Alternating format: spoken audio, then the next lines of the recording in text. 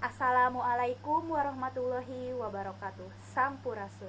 Mataram kabelah kaler, kota Medan kabelah kidul. Lamun salam teu diwaler, mudah-mudahan sing boga bisul. Nu dipika hormat Bapak Ibu Guru SMAN Hiji Majalengka sareng rerencangan nu dipikareus. Langkung tipayun puji sareng syukur kasanggakeun ka Gusti Nu Maha Suci Allah Subhanahu wa taala. Sholawat miwasalam mugia tetep kakocorkeun ka junjunan urang sadaya Nabi Muhammad sallallahu alaihi wasallam. Teu hilap ka kulawargina, sobatna, tabiin tabiatna tur urang sadaya salaku umatna. Hadirin nu dipika hormat sareng nu dipika reus, tepangkeun wasta abdi Nur Aini Effendi ti 11 MIPA 2. Dina video ayeuna abdi bade nyanggakeun hiji biantara anu jejerna hirup jeung corona. Hadirin nu dipika hormat sareng nu dipika reus. Abdi percaya hadirin sadaya tos teu aneh deui lamun ngadangu soal corona. Virus nu asalna ti Cina nu ngarugikeun urang sadaya. Nepikeun ayeuna vaksin teh can keneh ditimukeun. Hal eta nu nyebabkeun kasehatan nepi ka perekonomian kabeh negara jadi turun. Angka positif kasus corona dunia geus nepi ka 17,8 juta, sedengkeun Indonesia nyaeta 110.000. Bapak Presiden Jokowi geus ngaluarkeun aturan lockdown.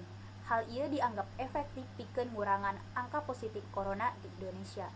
Oge sangkan urang teu kainfeksi virus corona. Tapi di Indonesia angka positif kasus corona henteu ngurangan, malah nambahan.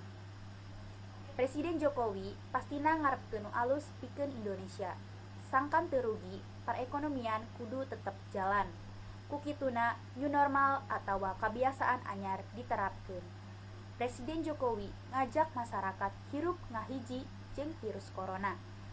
WHO oge nyatakeun virus teh moal nyaleungit jeung bakal tetep aya di tengah-tengah masyarakat. Hadirin nu dipika hormat sareng nu dipika reus.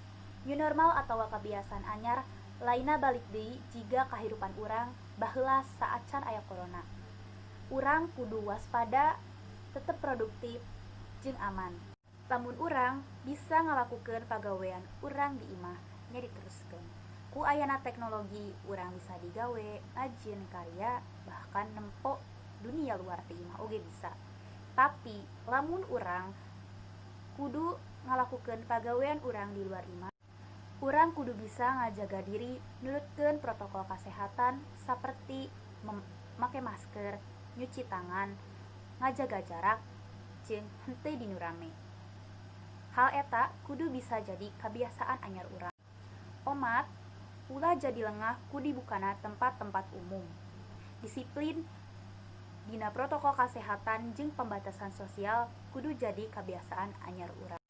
Indonesia bangsa nu kreatif nu bisa neangan jalan keluar ti masalahna. Sabab Indonesia mental bangsa pamenang. Rupina mung sakieu abdi nyanggakeun biantara ieu.